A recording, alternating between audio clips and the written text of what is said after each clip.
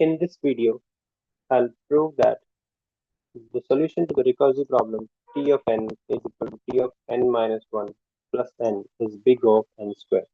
I'll do it through substitution method in which we assume a solution and then we prove the solution through induction.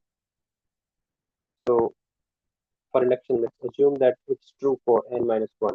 In other words, we assume that T of n minus 1 is less than equal to C multiplied by n minus 1 square, where C is a positive constant. And now we have to prove that T of n is less than equal to C of n, C multiplied by n square. T of n is equal to T of n minus 1 plus n. This is given.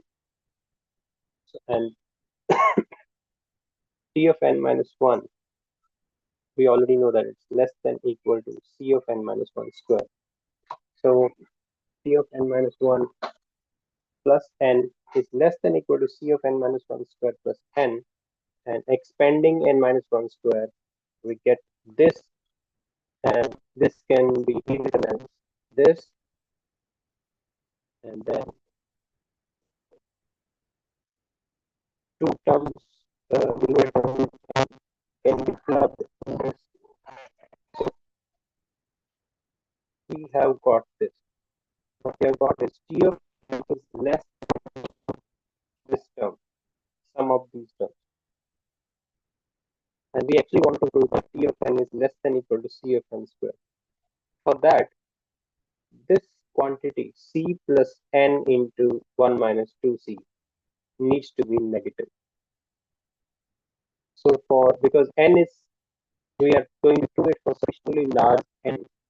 So this is true only if 1 minus 2c is negative. If 1 minus 2c is negative, then n multiplied by that negative term will supersede the c, and the sum of these c plus n multiplied by 1 minus 2c will also become negative. So we can say that c of n square, this is true, this highlighted part is true, if and only if 1 minus 2c is negative, which in other words is c is greater than 1 by 2. So now, if I can prove that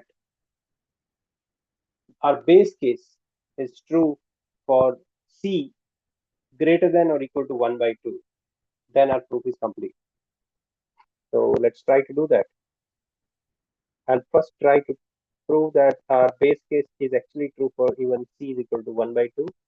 And obviously, if it is true for c is equal to 1 by 2, then my base case will be this for very small n.